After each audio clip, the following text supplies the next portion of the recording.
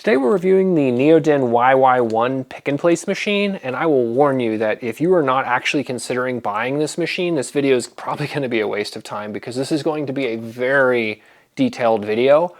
This is my initial impressions and I'm going to try and film it in one take. This machine has been frustrating to learn how to use. I've placed around 15,000 parts with it at this point, which is not actually that many. The board I'm placing right now has 650 parts on it, so it's only, a couple dozen parts or whatever. This machine here though is the TM240A. I've had this machine for over a decade and I've placed over 4 million parts with this machine. So it's also made by Neoden, and it's been good enough. But I did decide a few months ago that I wanted to get another Vision machine. Now I do have a Neoden 3V, which is one of their early Vision machines that they no longer sell. They of course no longer sell this machine as well, but this one has no Vision. Its motion is all just done open loop with some limit switches, and it just picks parts and places them. It does have a vacuum detection so it can tell if there's no part present, but it has no Vision at all. This machine is a workhorse. I used it until 2 or 3 months ago. At this point, I don't think I'll be using it again because there are some placement accuracy issues, etc. However, this machine, which was supposed to be its replacement, it's been difficult to get going. There have been a lot of things to figure out here, and I'm going to hopefully go through a list of that. Now, I do want to say I paid for this machine $4,261. That is importing it, and you have to of course pay shipping and tax and tariff, etc. But the final price was $4,261. You can buy this direct from Neoden USA, where they just import it and pay all the fees themselves. In that case, it's just over $5,000 with sales tax and shipping. I believe it's $4,000 on Neoden USA's website, plus like $600 shipping and then tax. So this is a $4,000 to $5,000 machine, and this was also in that price range 10 years ago. Of course, they no longer sell it. The technology's gotten better. There are features on this machine though that are better.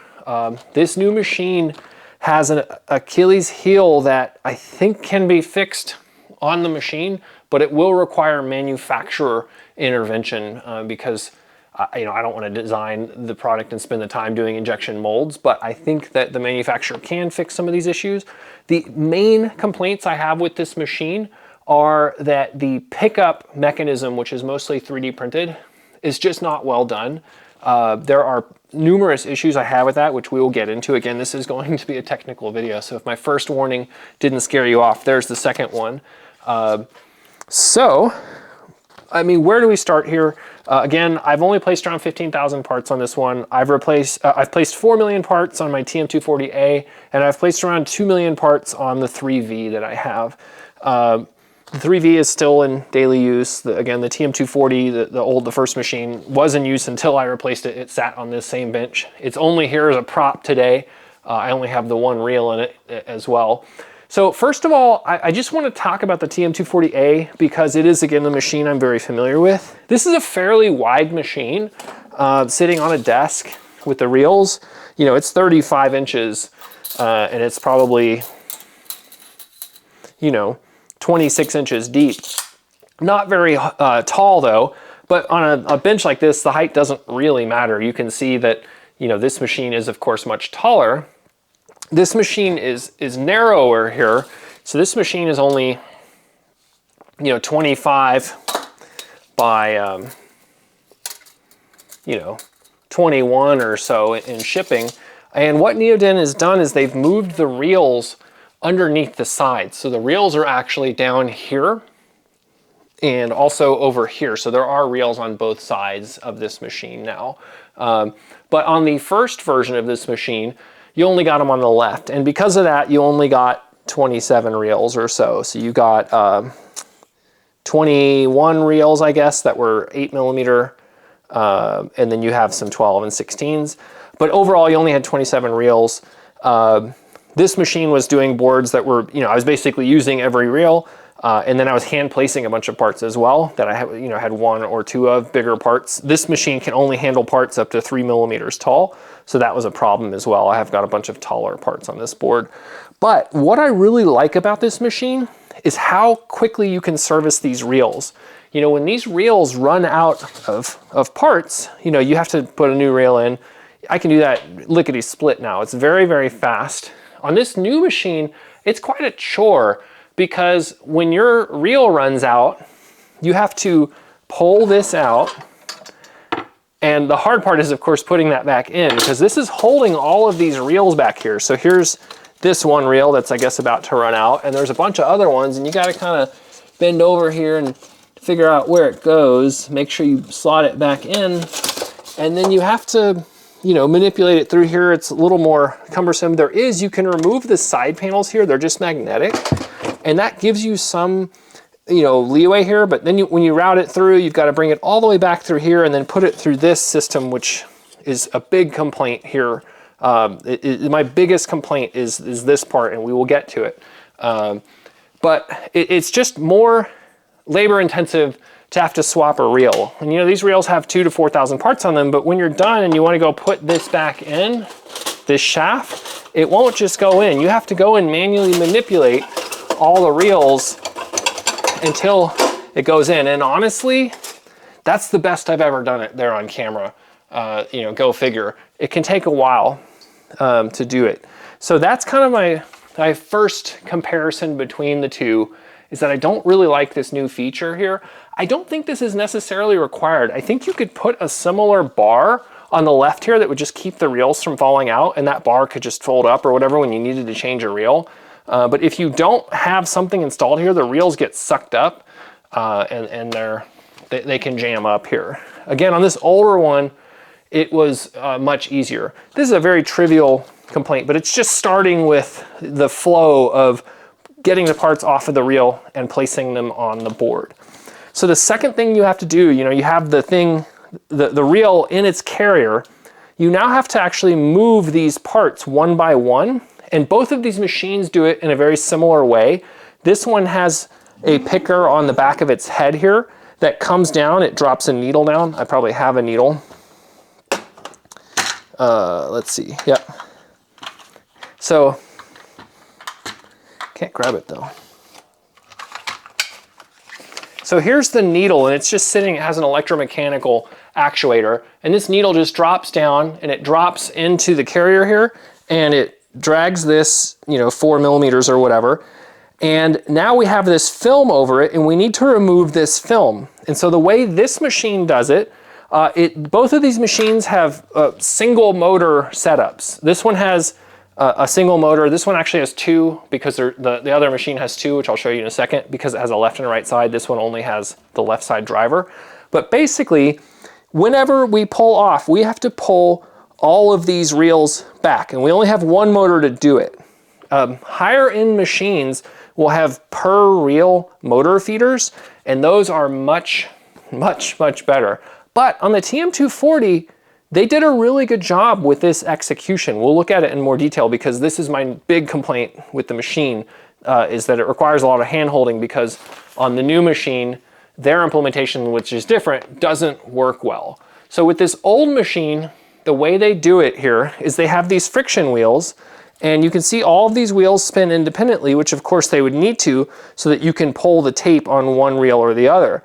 The problem is if you don't get this tape pulled out of the way because this tension is too light or too heavy, then the tape will stay in the way, and then when we go to pick the part up, we'll actually run into the tape instead of the part, and we can't pick the part up. So it's really important to get this tape out of the way, and it requires, on these single motor type units, it requires the tension here to be pretty particular, because if it's too light, we won't strip the tape, and if it's too heavy, you can see that we're moving the reel here, even though we haven't picked the part. So every time we spin this again, it's spinning all of them. So if this is too tight, then it's going to pull your parts out, and you're not going to place the parts. You're going to just, you know, throw them away into your waste pile. So that's a difficult thing to get right. Now, fortunately, on the TM240A, if the tension is too tight or too loose, all you have to do is take an Allen wrench and you tighten an Allen key here, and now you can change the tension. So how does this work? On the inside, we have each one of these reels. This is turned sideways. I don't want to dump all the parts out. Each one of these reels has this mechanism in it. And you can see that the screws that we tighten pinch on these plastic inserts, and those just distribute the force you're putting in a little bit. And then there's a rubber washer, and that rubber washer is what's biting around the 10mm shaft that runs through here. So the really neat thing is that with the TM240A's implementation here, which is entirely cost focused, right? Instead of having 27 motor carriers here, you just have one motor, one shaft, and you have a bunch of these slip rings here. You can see how it saves a lot of money to do this. And again, the TM240A does it well. Say your parts are slipping because they're not tight enough. Boom, I can fix this while the machine is running. I can come in here and tighten or loosen this as I need to. And you of course want to do both sides or whatever, keep that pressure uniform. But the point is that while this machine is running, if it has feeding issues, I can literally fix it without having to even stop the board or whatever. Same thing, if it's peeling out, then I can loosen it. Now, these are typically, you put a reel in and that's the reel that stays there forever. So this reel here is 20 ohm resistors, maybe, I don't know what it is. Yeah, it's 20 ohm resistors. And they're gonna have a certain amount of tension force that's required to remove the glue on this reel. And once you get it set, you don't have to do a lot of adjusting, but the point is that when you do have to adjust it, you can do it while the machine's running, or you can hit pause for a second and fix it. Takes seconds. That's the point I'm getting at here. The new Neoden, this YY1, the story is very different. And this is the major complaint with this machine. And again, there is a proposed fix, but I'm not going to design it. I'm just going to propose it. So let's just talk about how this works instead. So these still have a single motor. It's on each side. So as I mentioned, we have a motor here that does all of these reels, and then we have another motor over there that's exactly the same. These are different, and I'm gonna put the camera a little different here so that we can see it. Again, I'm gonna try and film this in one take because I've wasted a lot of time learning this material. If the production quality is not great, at least hopefully the content gets through. So this machine has a shaft here. I've taken most of these idler wheels off here because I have my own custom tray there. But I want to show you how this works. Say when you get the machine, well, gosh. So here's how it works. Let me take this magnetic cover off over here as well. The waste tape here feeds through these, arms here. And these arms are a little finicky. I think that the Neoden actually has a patent on it, but they basically come in, they clip here, you put your waste tape through there, and then you click those down like that. And then this motor spins them all or whatever. So the problem here is, let's say that this one is not tight enough. Well, you would think, okay, just like we did before, that we can take our Allen wrench and tighten some screw somewhere, right? No, wrong. You actually have to take these idler wheels off.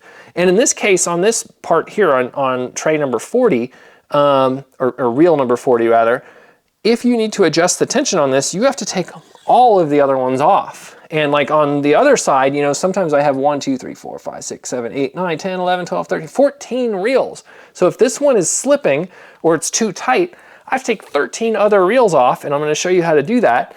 Again, on this side that only has one reel here. So let's just say that this one is slipping here, but I'm going to show you, for example, here, because it's just going to be easier for me. So we have something over here and it's slipping, and so we need to take this off. Here's the process. First of all, you have to stop the machine, because the first thing you have to do is loosen all of these if they're down. So I would need to loosen all of those. If you don't do that, when you take this bearing off here, the shaft will bend down, and it's not good. So then we have to take this bolt off here, and then we take the bearing off here, and now we have all of our tapes here. So you see all these tapes, they're all loose and flopping around at this point.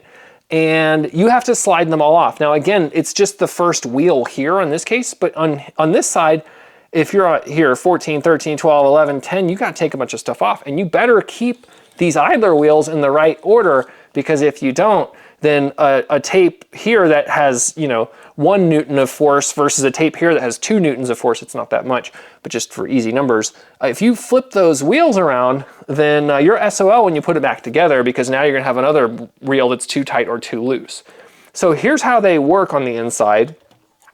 When you pull the idler wheels off, again, you need to keep them in order here. I've only got 2 on this side, as I've said a couple times now. Well, now you have to take a screwdriver, a Phillips head screwdriver, and you have to remove these screws, which fall all over the place and are difficult to reinsert.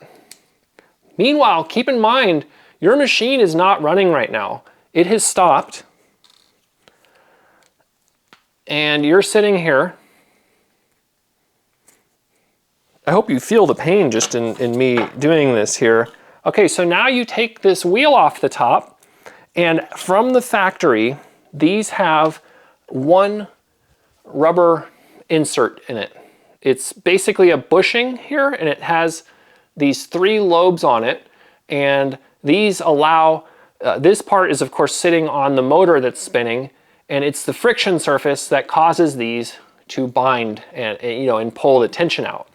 Now, I have found on the 40 plus reels that I have on this machine, all of these come with 1, but they come with a bunch of spares, and I mean a bunch. They came with a few dozen spare parts. This is part of the kit. Everything about this kit is what it came with, except for the red box itself is something that I did. But anyway, the kit comes with a bunch of these. You can see I have maybe 3 left, and again, they came with dozens. And so you put this in here because your reel was slipping. And so the first thing to note is it's discrete. So before, you could turn an Allen key that I just dropped. You could basically turn the Allen key infinitely. It was an analog adjustment. So if you needed more or less tension on the first Neoden machine, on this thing, you can just put it exactly where it needs to go to get the right amount of tension. On this machine, you can't do that. You get 1 or 2 on these standard 8mm reels.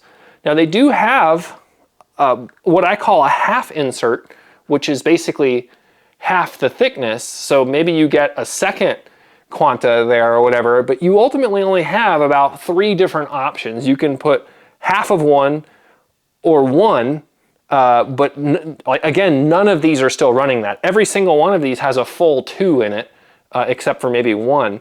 So really your options are 1, 1.5, or 2. So you really only have 3 steps. And it doesn't work well because when you put the second one in, on some, it's now too tight.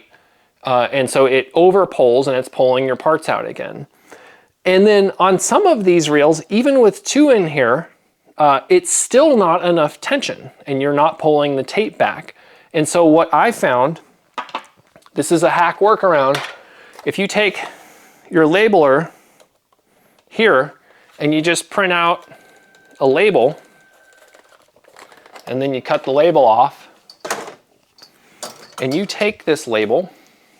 This is a hack, gang, by the way, but I've had to do this on probably a dozen of the reels. If you take this reel or this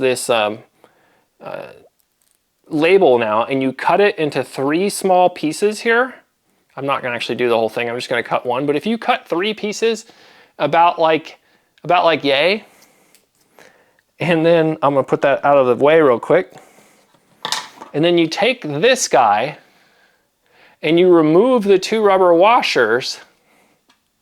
They're not really washers, but the bushings.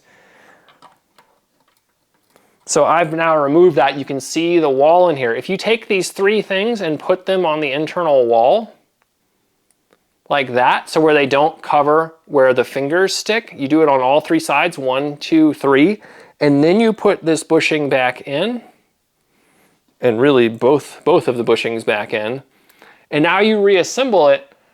That has worked. And in some of these cases, I've put 2 or 3 of these labels.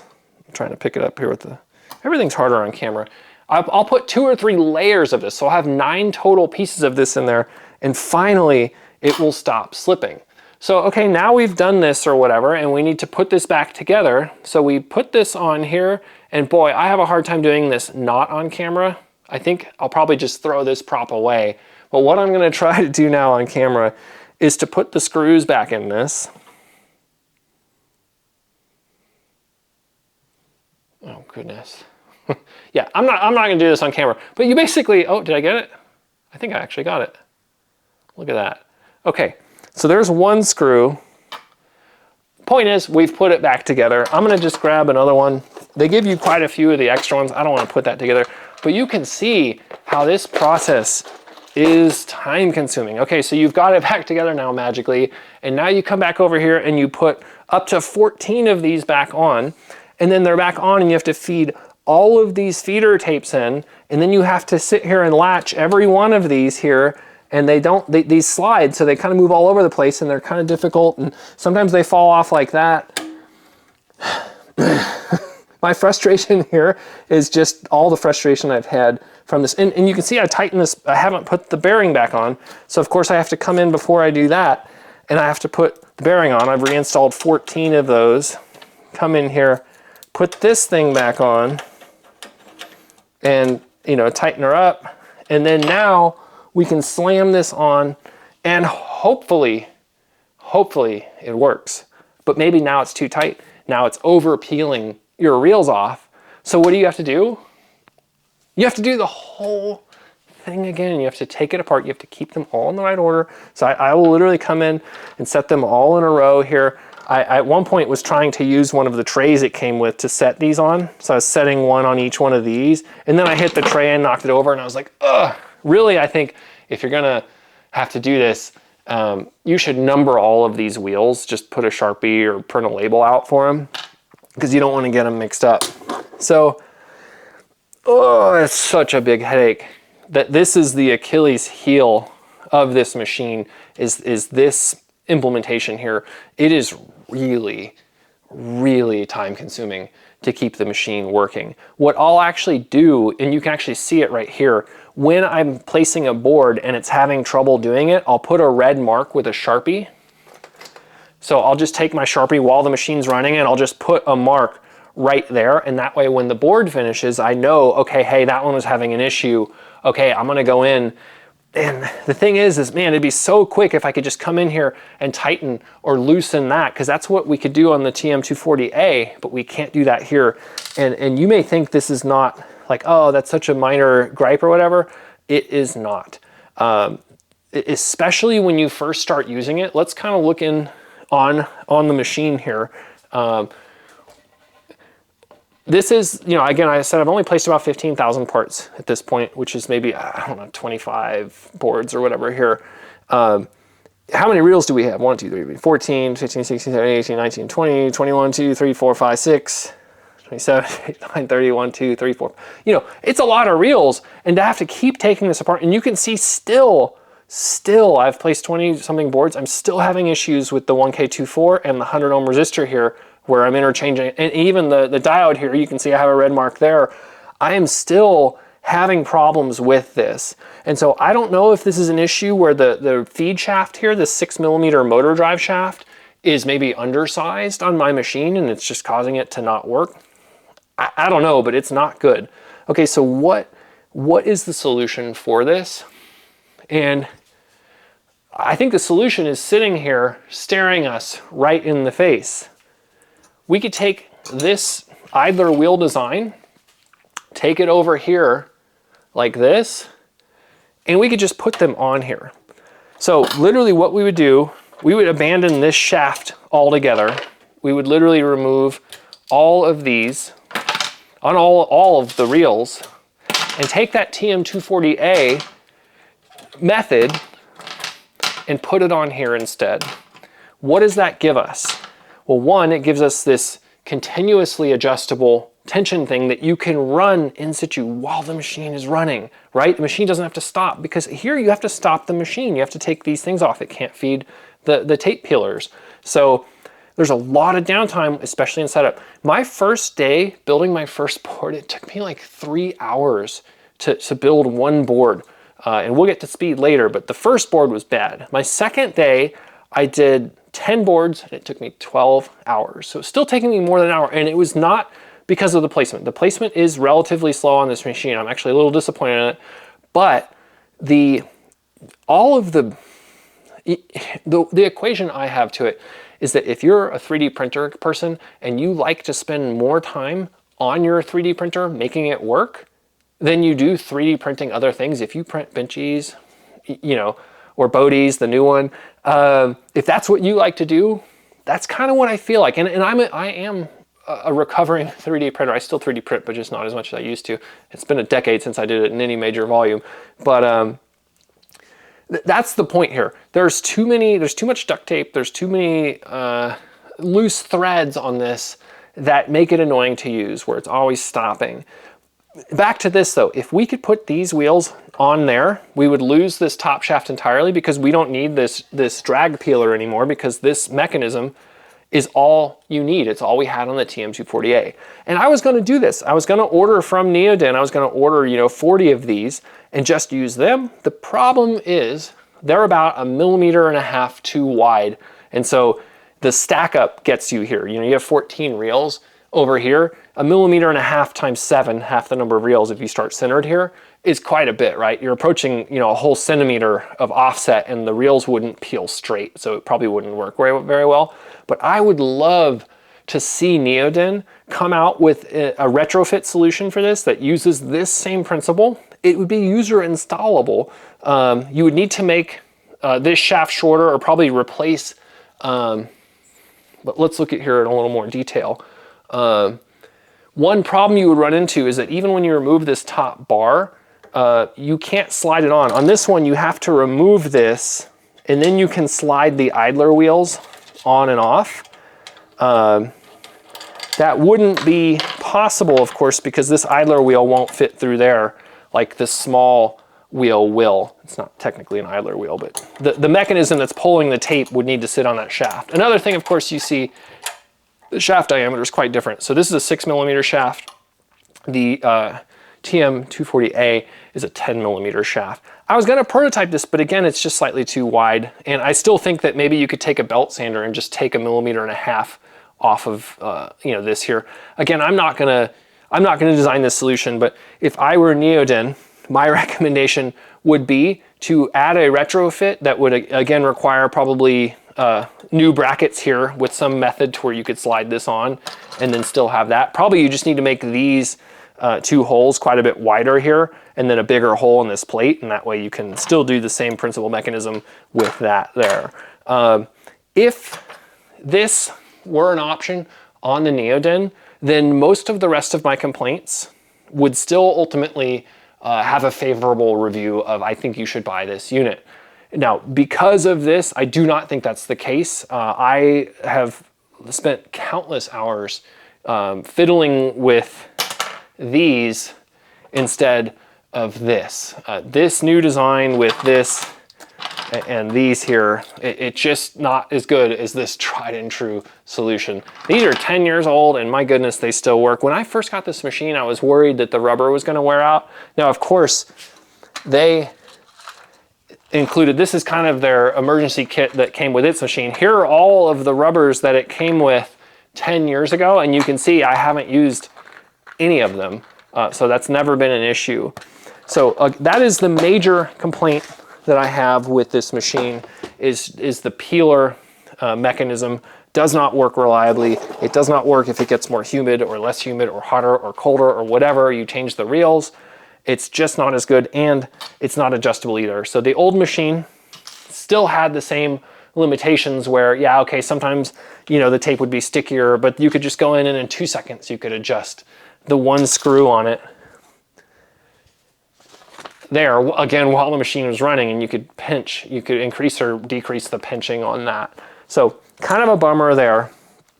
So yes, overall, I do not like the film peeler design on this machine. I think it is an Achilles heel that makes me not recommend purchasing it. It is substantially worse than the other two Neoden machines that I have as far as peeling. That's only half of the story though with these peelers. The second half, and this is just annoying, it's an easy enough fix. The second half though is that the tape here, which I've cut short here, oftentimes I'll come in and it'll just be jammed up all around itself. It'll be stuck around the wheel. This tape, if it doesn't fall straight down to earth here from gravity, it just gets sucked up everywhere. Sometimes they can get sucked up in their neighbors over here. And so the tape just, in fact, I've gotten it stuck there now. I'll have to deal with that later. Hopefully I don't forget about that. Maybe we'll see when we run the machine because, oh no, wait, it came out. Okay, we pulled it out now. So that's the kind of leading, and that's just a secondary complaint with this system. I've read about it a bunch online. People say, oh, you can tie fishing weights to it or whatever. When I'm building some of the boards that I build, we'll have the same part 150 times or whatever. I'd be changing that fishing weight at 4 millimeters times 150, 600 millimeters, right? Where am I gonna do that? You know, I'm gonna be sitting here holding this machine's hands, which is what I do. I just sit here and constantly am having to hold this machine's hands, keeping it happy. That's not the case with the TM240, right? Over there it is. That thing will just run, you know, and if it's not running, it has a really annoying beep that they've at least fixed on this one. Man, this machine is so much better in most ways, but not in the most important way. On a pick and place machine, the first word is pick, and we have a lot of trouble doing that on this machine from time to time. So it gets better from there as far as what I like about it. That is the main thing that I do not like. That's problem 2. The third major complaint I have with this machine, it purports to come with a nozzle changing feature, and that is right here. And what I'm gonna do is print out some labels here that will, their purpose will become clear at the appropriate time here in a couple minutes. I forgot to do this before. This nozzle change station has both firmware issues that I don't like and hardware issues that are bad. So the first issue with this machine is that, or the nozzle changer rather, as this machine is moving, it vibrates, right? Because you have a vibratory feeder on it, but you have the head moving around. This table is bolted to the wall. It's quite stiff. It's got studs here, under, over, it's bolted to the wall on 2 sides. This table, it does not move. The machine vibrates, and that vibration causes these nozzles, which are just sitting here in a 3D printed part here, it causes these nozzles to walk out over time. And so you put them in here to begin with, and they walk out as it's going, and then you go to pick them up, and even though we have a camera, for some reason we don't use it while we're changing the nozzles, you know, to make sure that we're lined up. And so as we come over here, we'll take our first nozzle, and of course the machine does this automatically. We'll take our first nozzle, put it here, and then pick up, and our nozzle comes out. Well, now we'll come over to our second nozzle here, and let's say it's right there. We don't first look with our camera. We literally just come over here, and then we just slam this, I guess we were there, slam this down, and if it misses, it crashes the machine. It sounds terrible, and then the machine just says, Z-height jam restart or whatever. So it's really bad, and it could be really easily fixed in software by just coming over and saying, well, we already have this thing that can find features. Let's just find where it is, because it doesn't rattle out. It just rattles loose like that. So it crashes your head. That's the hardware feature. And the fix to this, this is not a fix. Really the fix would require a 3D printed redesign. Again, something that customers could print out on themselves, or Neoden could send it to them. What I did is I took a heat gun, I heated these up, and then I just pushed them down to make them smaller. And now they have a lot more friction. So what I was showing of you slipping here a second ago, it doesn't do that as much anymore because I've bent the tabs here, but by default, they actually come up, and they're quite a bit looser. Now the side effect of the workaround I have is you can see maybe that these heads are bowing. The head 2 is that way and head 3 is that way just because of the way the pressure is putting down on it, but it can still pick them up. That's the hardware issue. And again, it's a really easy fix. You probably need to add some bumps underneath here that I can't do with a heat gun or whatever. Maybe put some felt on the bottom edge, something like that. The second thing is that the software for the heads could be improved quite a bit. That's where these numbers are going to come in here in a second. So let me show you how it works. And to do that, we'll turn the machine on, which I haven't done yet after 35 minutes. So power switch is over here, which is a good improvement from it being on the back. It does have an external brick power supply, which I found to be a little annoying. The last one didn't have it. Oh, also, if you just saw, whenever it turns on and it calibrates Z, it just crashes it into whatever's below it. It doesn't move it out of the way. So we did just crash our Z head there. It's like, come on, right? Okay, so here's how nozzle changes work. First of all, we have two different scopes. You can't see the screen at all. I'm sitting here pointing at the screen. We have two different scopes. We have a file scope and we have a machine, like a global scope here. The feeders are file scoped. So here we're going to pull up this file and hit edit component. And here it says nozzle change. Whoa, look at this screen. Okay, so first of all, the picture here doesn't show you what you've set up. This is just a stock picture. It never changes. But what you do is you basically say before component 481, for example, or really on this file, we're going to change head 2. We're going to drop head 2. Where's my pointer? There it is. We're going to come over here and we're going to drop head 2, which is the right one, in here. And then we're going to go pick up nozzle or whatever, nozzle station 2 here. And then we're going to go do a bunch of other stuff.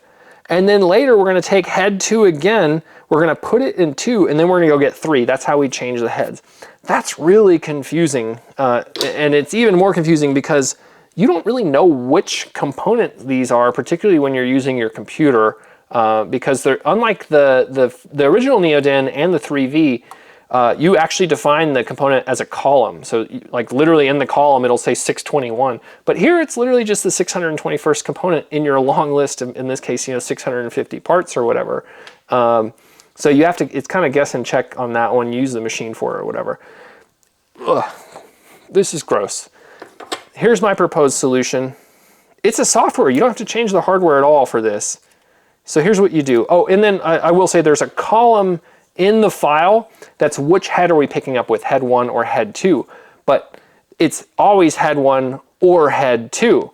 So if we look in the file here, here we see which head we used. If you see it first, let me know. Here's the head button.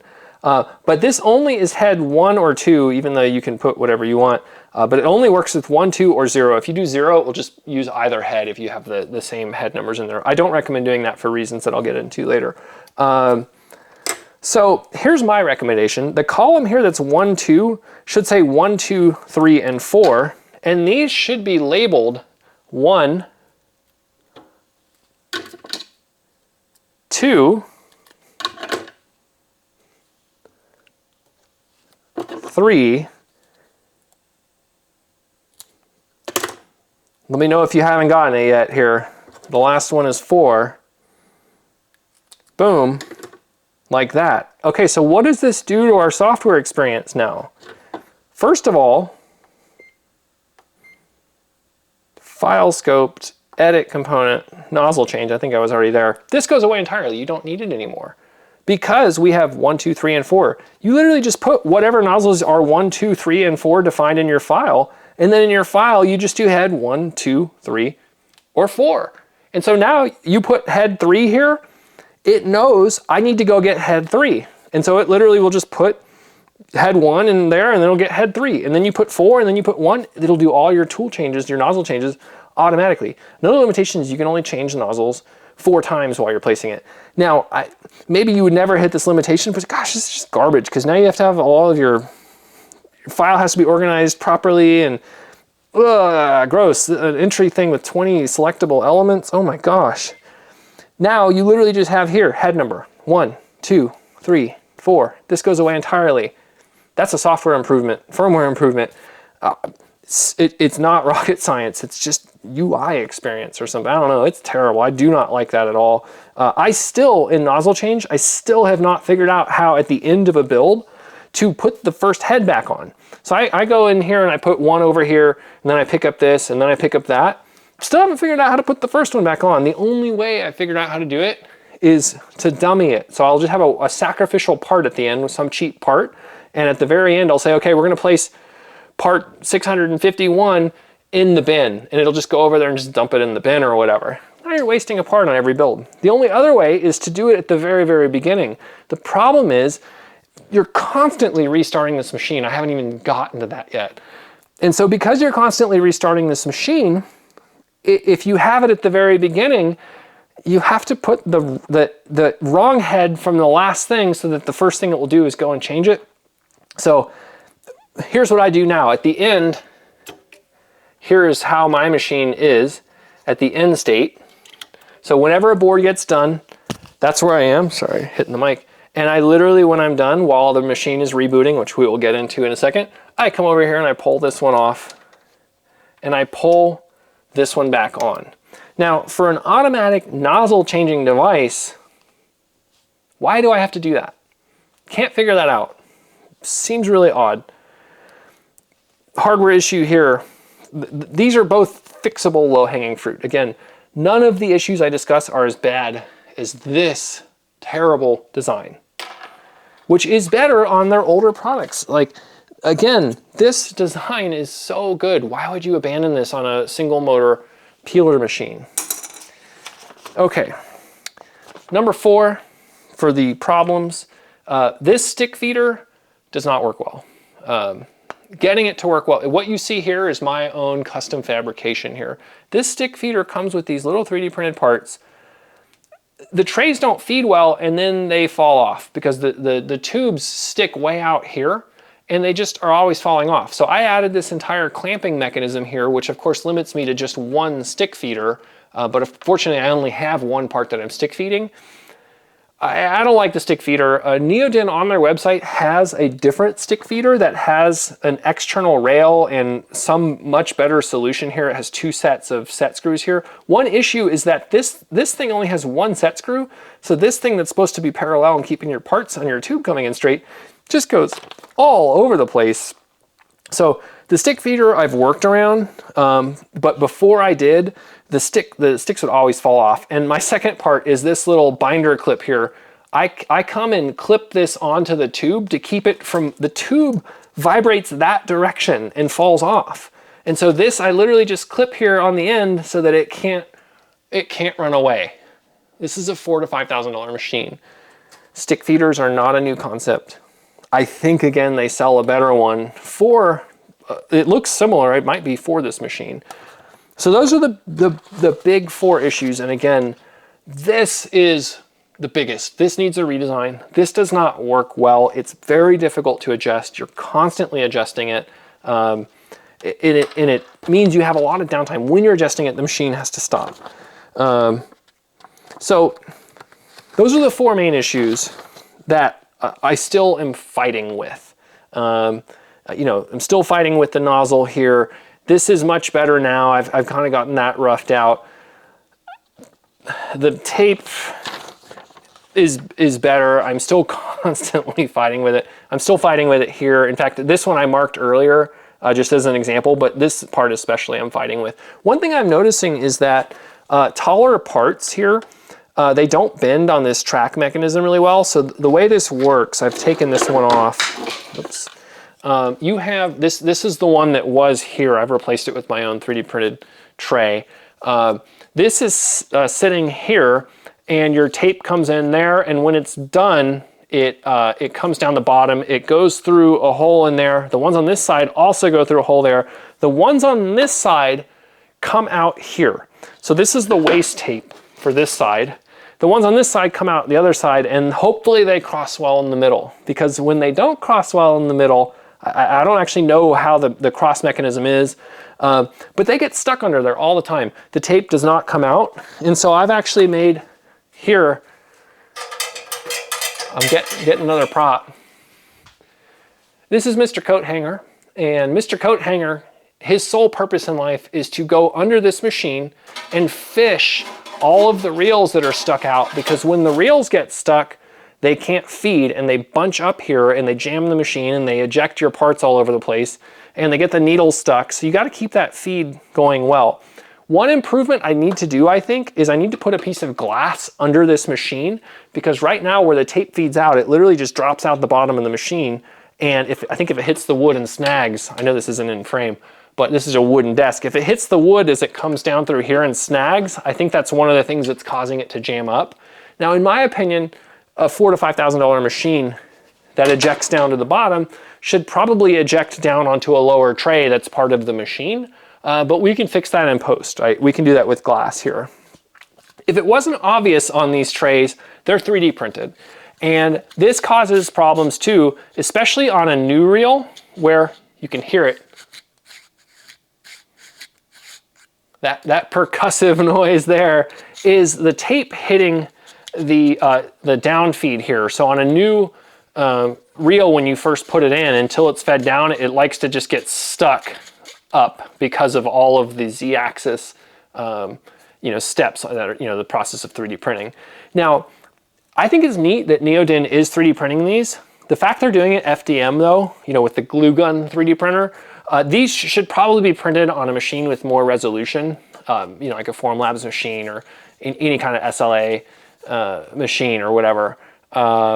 Something where the Z height resolution doesn't sound like a terrible instrument, because again, with an FDM machine, a hot glue squirter, our tolerances just aren't there. And a lot of times these reels, let me grab something here.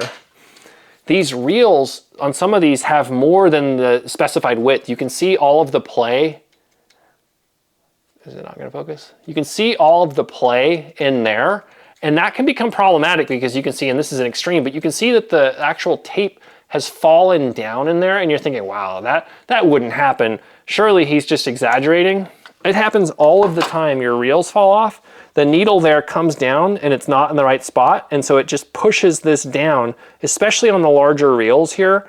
This one in particular, that's what started this whole tangent here, is that this one especially is just walking all over the place. So I think that if they were to move their 3D printed stuff to some kind of resin-based curing thing, which, the part height is, 10 times smaller, there isn't that, and you have a much better design tolerance, I think that would improve a lot. Now, ideally, they would injection mold these parts, but they're kind of bespoke, that even though these are all kind of the same, look, they have individual numbers on them, which is kind of cool, but they could just label them instead, and that way they could just make one 14 up of this and one 14 up of a 12 millimeter or whatever, a few different designs, or even they could, if it's injection molded, they could just make modular snap fit things that have little plastic detents here, to where you have, you can literally go 8, 8, 12, 16, 8, 12, 16, whatever you want to do, you can just snap them together and then have like a screw that goes through, or literally because they screw in from the bottom, it could just,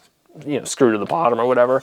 But this is a great design and I really like it, but unfortunately the FDM printing process they're using has some Z height noise it's a tolerance issue. And then of course, sometimes a fitment issue, and sometimes your part falls off. And so that is something that could be done better. Now, Neoden, from my contacts so far, it seems like they will sell you these, but I don't think they will provide the design files. I've asked for them, but they haven't said yes or no. That's not a definitive answer, but they haven't said yes yet. Not particularly complicated. I did design this one from scratch in like 10 minutes. This is the first print of it, and it works well enough. It'd be neat though if they had a modular 3D printable thing on their GitHub, which they don't have, or I haven't found it. So that's just a critique on that there. Okay, so next issue here, and this one took me a while. This is fully a firmware issue. Let's look at how we specify parts here. And so we're already in the screen here, the mode screen. The mode is basically how we are making sure the part is there. Mode 0, null mode, means we're literally doing nothing. We're gonna go over here, we're gonna put the needle down, we're gonna suck, we're gonna go up, and we're gonna just put it down. There's no checking for vacuum, there's no checking for picture. That's mode 0, don't use it.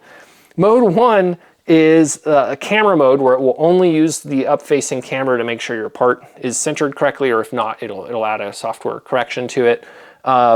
Mode 2 is vacuum, so if you don't build up enough vacuum, it knows the part's not there. Mode 3 is camera and vacuum. That's what I recommend for the most case. However, bigger ICs cannot use mode 3, which is camera plus vacuum. The bigger ICs are camera only. What is the difference between camera and big IC camera, is what they call it? The difference is that how far do we zoom in on the digital feed? So big camera is a far out zoom, so we can look at a bigger image or whatever. I use the big camera on this triac, I mean all these parts here, and the LTC6811, which is a 48 pin part as well. All of parts this size use the big camera, and all of the other parts use the small camera because they're in frame. So the small camera is 3, the big camera is 4. Now, again, this is only a firmware issue, but it's not open source, so I can't fix it. And Neoden has just said that their R&D team is aware of some of the issues, maybe this one, I don't know, and that maybe they're gonna fix it. Who knows? On the other Neoden that I've had for a decade, never seen a firmware update. I don't even know if there is a firmware update process, so I don't know that you can fix this. Maybe this machine has it again in a decade. I've never seen a firmware update on the other machine. So the problem is that as soon as you use mode 4, the big IC where we're zoomed out so we can see the bigger parts, mode 3 stops working. So from there, you're looking at a small 0805 or whatever part, but you're still way zoomed out, and the machine actually gets lost. There's a corner on part of the machine. Let me see if I can find it here on camera here. We're gonna hop out, manual test fast, and I'm gonna see, oh, it's the up-facing camera. Yeah, let me find where it is here. So right now I can tell we're in the zoomed in mode, but the zoomed out mode is you push the plus button. No, we were already, okay, yeah, so that is, yeah. If the plus, here's what the modes look like. If the plus is highlighted in green, we're now zoomed in. Of course, there's no optical zoom, it's just a digital zoom here. And so now we can, that's actually the down-looking camera. So yeah, actually, yeah, sorry, this is the down-looking camera. There's a similar feature that I apparently don't have control over here. Oh wait, up-looking, there we go.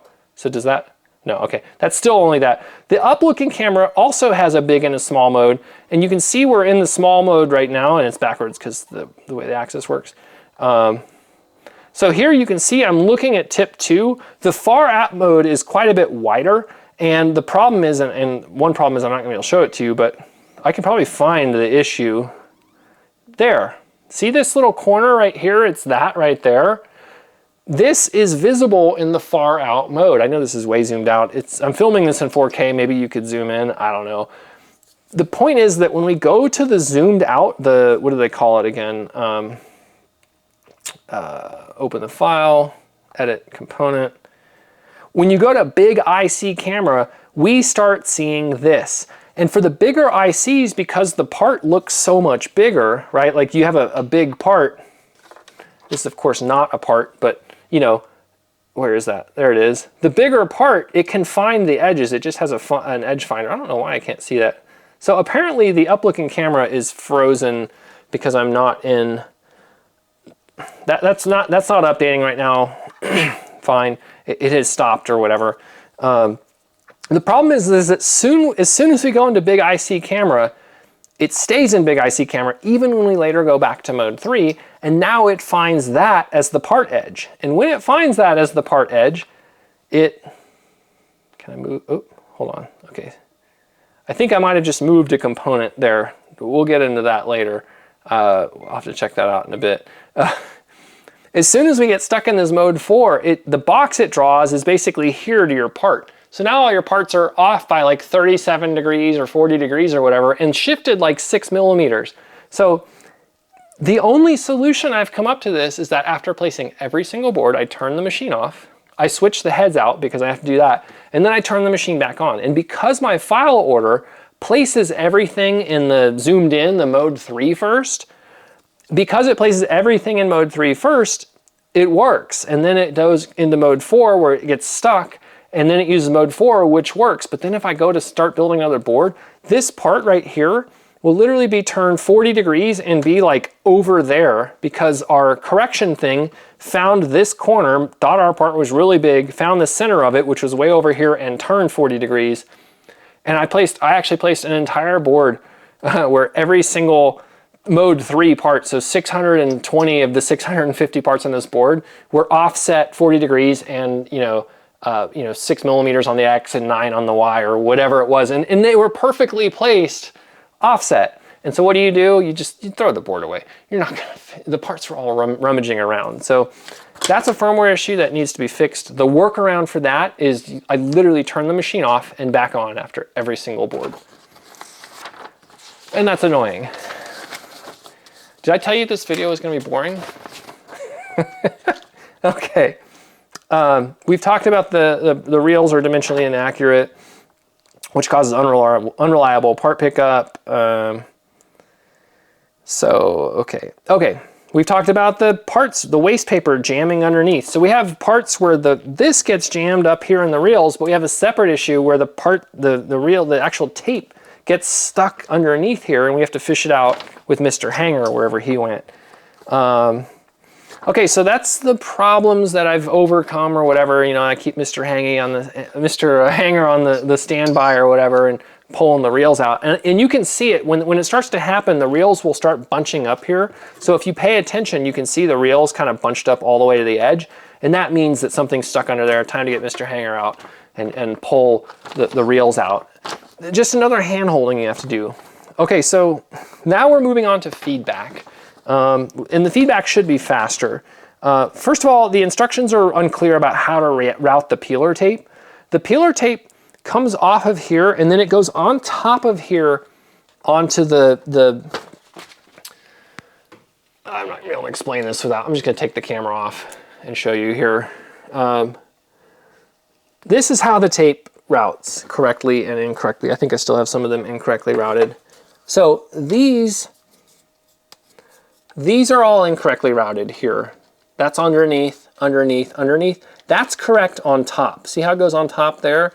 And then it feeds through your reel and down like that. It was unclear to me initially, so that's something that, oh man, he's such a noob, doesn't know how to do that. Okay, sure.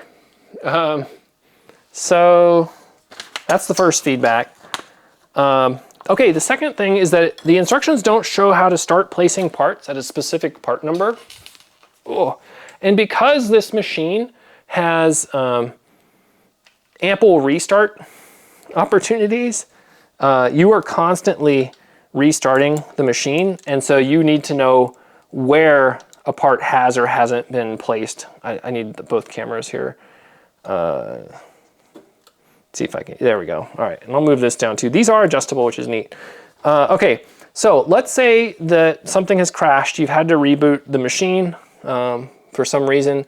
So what you're gonna do is you're gonna open your file, you're gonna click mount, and instead of clicking start, which is gonna just go to town, you're gonna hit, you know what? It's almost like I didn't prepare. Okay, I did at least print out some stuff. Okay, I wanna be able to see the head moving too. So instead of hitting start, we're gonna just hit step.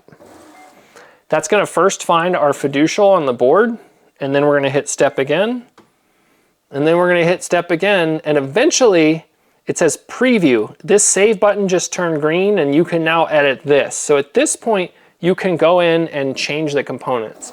So here you can go part 2, you can see there it's showing us part 2 there, and this is actually really neat because if you don't know where the machine died, you can do a divide and conquer here where you start at, say, part 375 or whatever and be like, oh, part 375 is not there, there's no paste on here, I haven't placed any parts, but oh, there's no parts here, okay, well I'm gonna go to 175 or whatever.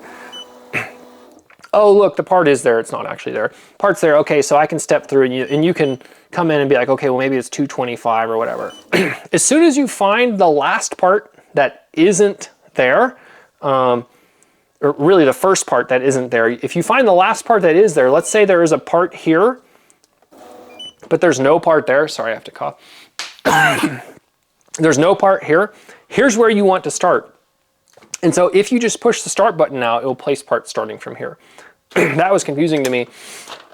And before I figured out when to do that, and here's why this was difficult to find out.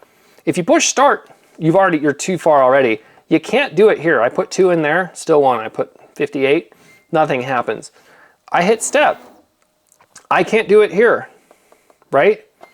I hit step again, can't do it. As soon as the save button turns green and it says fine tuning and these turn green, now you can do your components and do part 458 or whatever. So that's something that helped me a lot, because before, my only remedy before I figured that out was to just pull all the parts off the board by hand, or better yet, just scrap the board. Wipe all of the parts off and then clean the board, re-put the paste down, and then just start over. You're losing the value of the parts, etc. And believe me, you will be restarting a lot, at least initially. I still have not placed a single board without issues, without the machine stopping at some point, which on the TM240A, the old machine, that thing just ran. That thing was a tank. So that's that. Feedback 3, poorly documented feature of file formatting. Neoden expects you, I think, to, oh, you have to hit stop. And now that we stopped, now we can exit. Sometimes you can't. Sometimes you have to reboot the machine.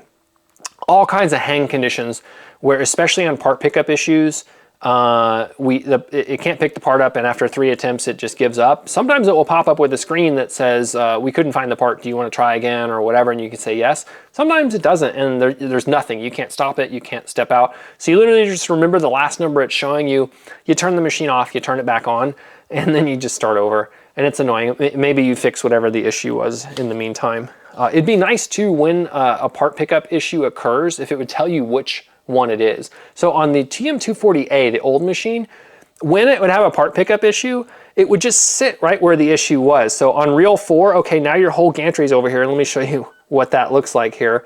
So you have an issue. I'm manually moving this thing. Okay, so I am Mr. Machine here, and I just had an issue picking up part 4. I'm gonna just park right there with the whole gantry to where you can't get in there with your human fingers and fix whatever the issue is. This one has an improvement in that whenever there's an issue, it moves over to the waste bin. So it'll come up, and of course the machine is much faster than what you're seeing here with this manual that move. But so it'll go park over here, and that's mostly better. I mean, if you have issues with the LTC 1797 over there, obviously that's going to be annoying. In this case, on this machine though, you can just you can just stop the file and then restart it later, as I just showed you there. So anyway, that's an improvement. But the problem is that now we don't know which part we jammed on. It'd be really nice if it said, hey, we were trying to pick up reel 10 or 12 or 14 and we couldn't. We had a problem, so you go fix that. But that's an issue here. Okay, file formatting. I want to show you a thing. So if you're doing your file formatting on the machine, you're not going to run into this issue because it's going to format it for you. But if you're doing it on your computer because your board has 600 parts and you're not going to sit there and hand program, you're going to use the exported Centroid file from KiCad or whatever. I'm grabbing my trusty laptop here. Oh, by the way, I know that you're not supposed to put weight on this gantry here. This is a 10-year-old machine. I don't care. So let's turn this on. Oh, it's too bright. Okay, so here's your file in your Neoden. It's a CSV file. We're going to open up. I'm going to first make a copy of this. So we're going to say that this is January 10th B or whatever. We're going to go in and we're going to open our file up. I have the resolution way high so it's easier to see. Here's kind of the file format here. We have this header file, which is going to be problematic in a second. And then we have all of our part stuff, and you can see again that this board has 600 parts. So you'd scroll down to the bottom. When you get to the end, there's nothing. That's it. So there we go. There's our 688 parts, but a lot of them are DMP'd. We placed 650 or so of the parts. So I've now made the change. I need this to rotate 90 degrees or or whatever. So I'm going to save this file, okay? And this file is now saved. I'm going to call this like trash or something here. So I want to actually show you on the machine. I'm going to go get its SD card here and pop this in the SD card slot here. And we're going to take this guy, open a new window here. Oops. Go there. Okay, yeah, all right, sweet. So we have this trash file now, and we're going to go and try and run this trash file by ejecting that. And okay, so I'm going to go plug this back in, and then I got to reposition the camera. Okay, so now you see we have trash file, and we're going to try and open trash file. File error. Okay, so we've had a file error. You can't edit, you can't mount, you can only hop out, right? File error here as well. So this file doesn't work either. If I go back to my computer, I'm not going to do this, just brevity of time. If I go back to my computer and delete this file, and then, you know what, I am going to show you. So I'm going to pull this out, and we're going to fix the issue. So first of all, you see there's no file error now. If I put the same card back in,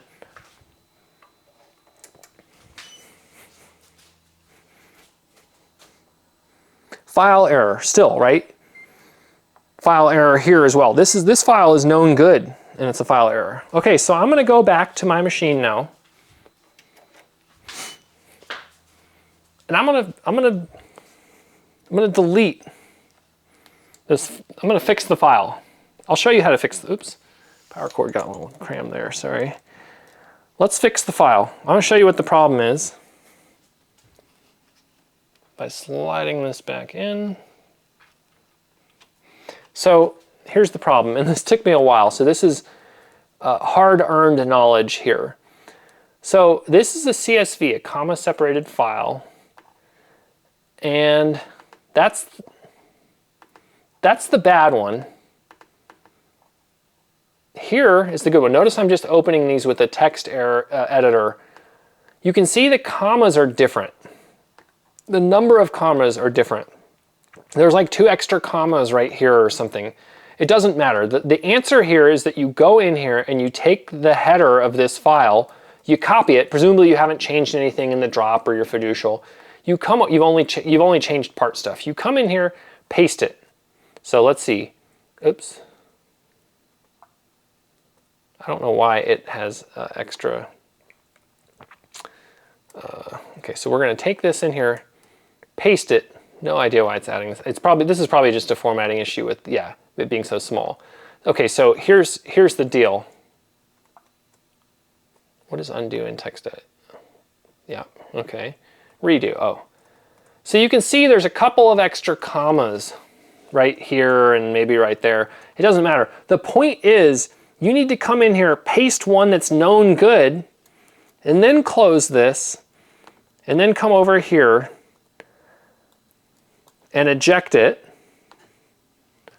and then come back over here. So we have fixed the file at this point. This is fixed. But imagine if you don't know the knowledge I'm about to share with you, and you think you fixed the file, or at least you're beating your head against the wall trying to figure it out, and you put your SD card back in here, which I know is working now, and you open the file, and it still tells you there's a file error. I spent about 4 hours figuring out what the answer to this was. And the answer is that when you have a file error, you come over to Mr. Power Switch, and you turn Mr. Power Switch off, and then you turn Mr. Power Switch back on, like that. The machine's gonna reboot, probably crash the head now. Sometimes it does, sometimes it doesn't. So we're gonna go through our initialization procedure.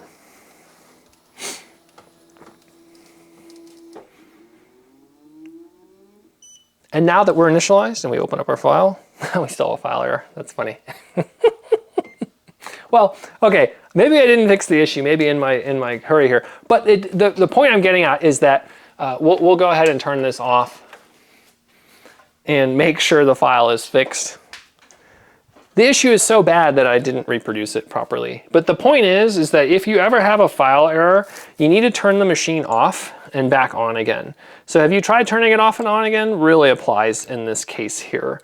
I again, spent countless hours messing around with that. You know what I did is I fixed the issue here, but I didn't actually fix it on the drive.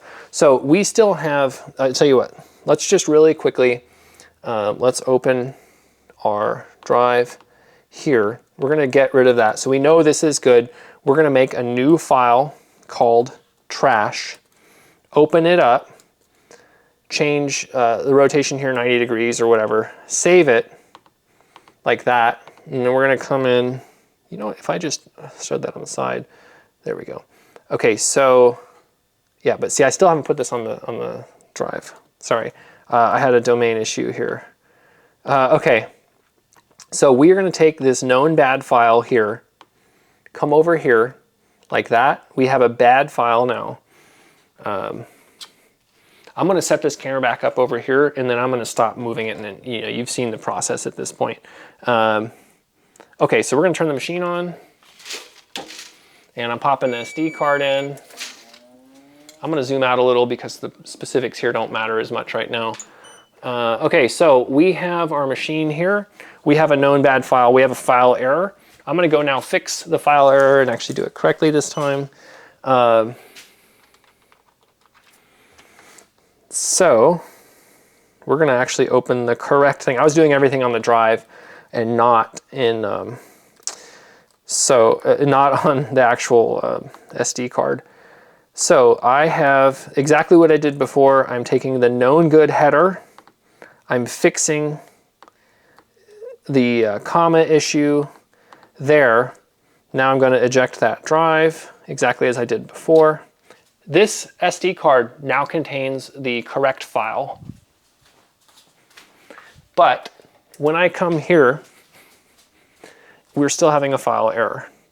Now, if I turn the machine off, turn the machine back on, now the issue will go away. Again, before I didn't actually put the file in the SD card. So, boom, now our file works. If you don't know that, then it's just like you can't figure it out. So literally, key takeaway point, if the machine behaves weird, turn it off, turn it back on. It has several modes it gets stuck in. I've already mentioned before, without a part number column, it's really difficult to know in your file when you're on the computer what number is which. Why is that important? For example, when you're trying to do the nozzle change, you don't know the part numbers. That's what I talked about that earlier. Okay, feedback 6. The fiducial alignment here is only single point. So when this file first starts, we go to mount. That's the first thing it's doing, is it's finding a fiducial here. It's only 1 point, and so it can only do X and Y offset. This machine has all of the hardware necessary to do a 3-point offset, which would also account for rotation. No idea why it doesn't do that. So if your board's not perfectly straight, angle-wise, that's gonna be a problem. That's a firmware fix. Stick feeder hardware setup. Not a lot of documentation on it, how to set the hardware up. Not even that it's number 59. This is number 59, so when you're setting this up, you have to come in. So we're gonna stop, exit here. Feeder settings here. So we have 1 through 52 are feeders that it will drag because it has some kind of drag mechanism where it can auto-populate its own parts. It's pretty neat. If you come over here and hit needle position, this is much better than the TM240A. Because we have a camera now, we can say, oh, you know, number 1, the needle is going to go right there, and you can literally see the crosshair there. And then where's it going to pick? It's going to pick right there. So that's awesome. When you move here, which I don't recommend doing, this change is permanent. There's actually no cancel without save thing. If you change anything here by moving the X or the Y, the only option is to cancel and save. I don't know if you were to turn it off and back on, what would happen. I'm not going to do it. You can lock a part, but I actually, until just this second, didn't know that that was a thing. Presumably when you lock it, yeah, you can't change anything now. That's nice. Okay, cool. I'm gonna go ahead and unlock that again. This is 1 through 52. After that, you have to go to flexible feeders. Flexible feeders are 53 through 80, and they can be anywhere on here. The stick feeder is 59. It has to be 59, which is weird. This is a bulk feeder, you know, 53, 54, 55, whatever, but 59 is here. I've printed a label here just so I know that for my own thing, but you know, here, for example, is 54, which is a part I'm manually populating there. This works really well.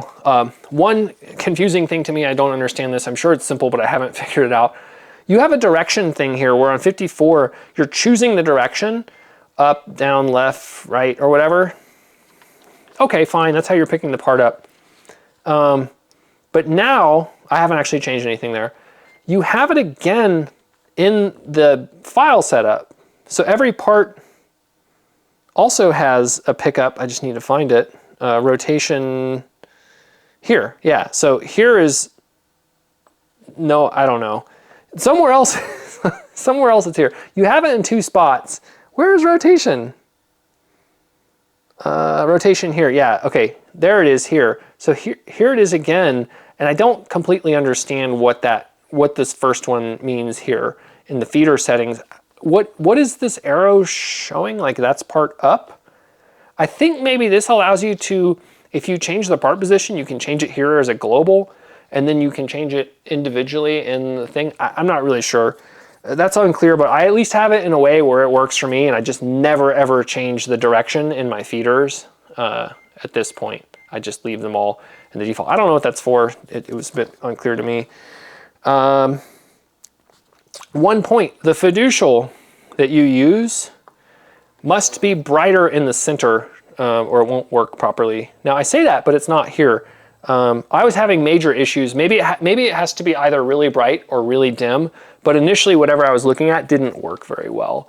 And I did find that, but there was something where I had a white piece of tape and it worked well. So I've kind of forgotten. There's been so much, and that one's the least concerning to me, that I've forgotten. Again, I've spent way too much time getting this new machine up and running. I'm not sure if I'll ever recover the time from just continuing to use the TM240A. So feedback 8, the pick test, it has a thing where actually when you have to stop, and then when you come over into your feeder, you actually have a thing that says pick test.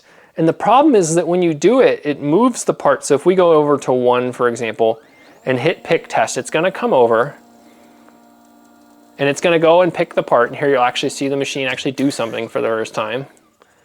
And it goes down, but it doesn't pick the part up. It just goes down. And that's pick test. I think pick test should pick the part up. I don't know, just seems weird to me.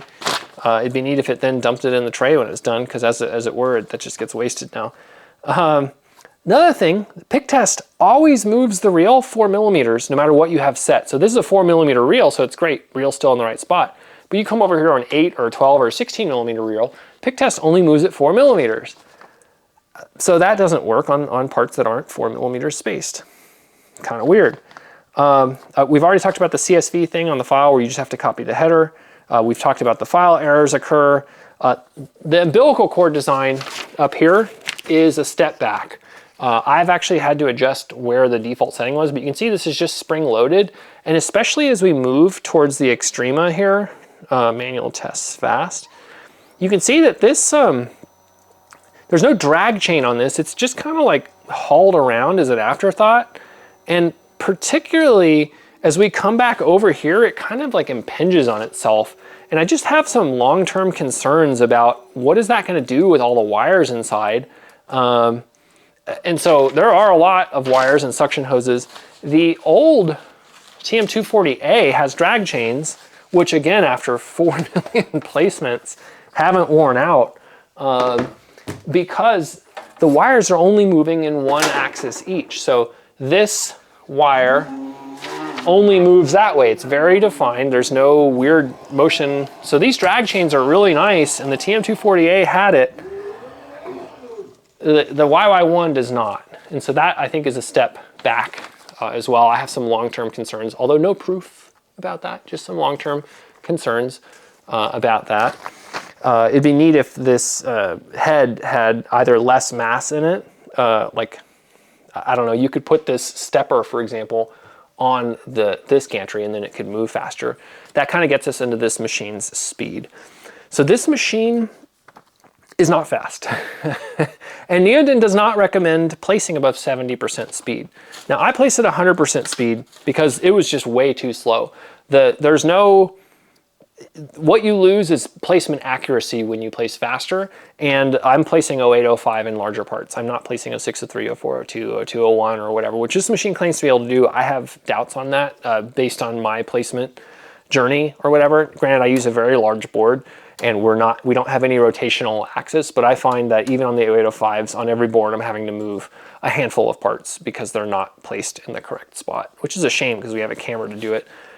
Overall, right now, after again placing around 15,000 parts, I think, being generous, I'm getting 1,000 placements per hour, which on a board with 650 parts means that I'm only placing one and most of another board every hour. So in a 10-hour day, you know, I'm placing 12 to 14 boards, you know, at 650 parts per board. So it's not great. The TM24A rather here, this thing was a hoss, and this could place a whole circuit board in like 10 or 12 minutes. Granted, the taller parts I was placing by hand afterward, but before I could basically keep up with this thing making machines. Or this thing making boards. It'd make a board, I'd go pop those few parts I had to put on by hand, I'd put it in the oven, the reflow oven, I'd pull it out, boom, this thing would have another one ready, and I could just keep up all day. And I think my record, I made 26 boards in 10 hours with it.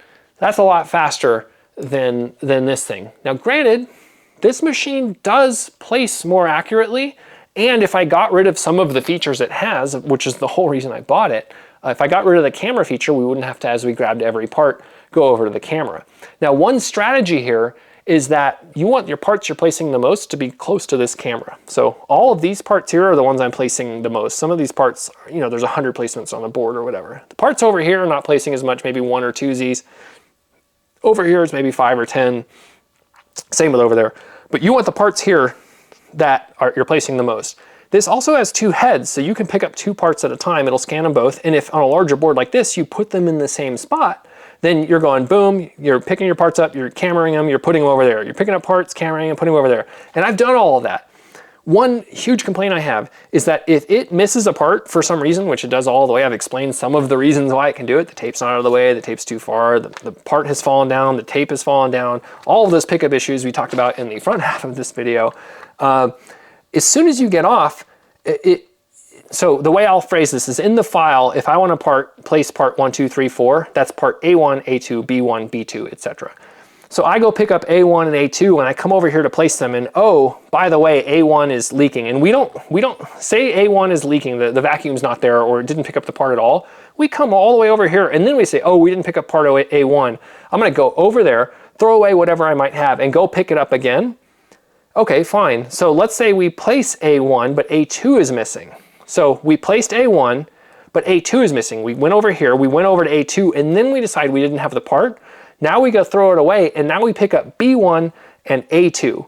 And maybe part B1 is over here, and A2 was over there. So now we've had to go pick a part up again. We go there, we go here, and then we come back. And we're off for the rest of the build unless another error plays. So then we'll do C2, and D1 and E2 and F1 or whatever, we're just off. So all of these close placements you've made are now all totally fooar until you have another error that would just happen to get it realigned. So I would like to see this machine, when it misses part 2, know, hey, look, I think my customer maybe did concentrated parts here so that when we're placing A1 and A2 here, it's fast, and B1 and B2 there, it's fast. And we missed that. So yes. I'm on the back page. My camera is complaining that the battery's low and it's overheating. Yeah, so here's that description there. If I didn't describe this perfectly, you can pause the video here and maybe read this. Seems a little washed out. And you can read the actual correct thing if I got it wrong there. So yeah, if a part pick fails, you need to place the missing part and stay in sync. So you always want to do B1, B2, and then C1 and C2, however the person programmed it. But related, when a part pickup fails, the machine doesn't immediately, I already said it, doesn't immediately move to the waste bin. It first comes over here and then finds out it fails. And there's another minor issue here too. When we take a picture, and this is a speed issue only, when we take a picture of the camera, we have an angle and then an X and a Y adjust. And we have spline motion here on this machine where we have both, you know, position, velocity, acceleration, but we also have jerk, so that we can plan our spline so that we're not, this machine is much quieter is what I'm trying to say. We have a fourth and possibly a fifth. We certainly have at least a fourth dimension we're looking at here as far as our motion planning, our route planner. But that route planner, it's said, okay, we're gonna go to part B1, and then once we get to B1, we stop completely, and then we do our adjust XY from wherever our camera pickup was, if the part was slightly rotated or slightly offset. It'd be neat if on the spline, on our motion planner, we could actually go in there and say, hey, look, I know I told you to go here, but while we're still moving there, let's actually make the adjustment to the correct thing. And that way we could come in here and just boom, drop the part, you know, go get whatever's next. But here, instead, we come here, adjust, drop the part, and then we move. And then we come here, adjust, drop the part, and it adds 100 milliseconds per part, which it's probably not 100 milliseconds per part. I have not timed it. But when you're doing 600 parts, even 10 milliseconds is an extra, like, you know, seconds that could just be programmed out in software. And I think it's probably closer to minutes, which is why I guessed 100 milliseconds. So that's annoying. Feedback 17, the part reel setup, it occurs on both the global and the per file scope. So you set up the feeders globally, and then you set up the part height information in the file. So it's really weird. On every single thing, you have to do the height. And if you're picking up a 100 ohm resistor, it's always going to be 0.8 millimeters tall or whatever. If you're picking up this, it's always going to be 11 millimeters tall, whatever it is. So it's weird that that's file scoped.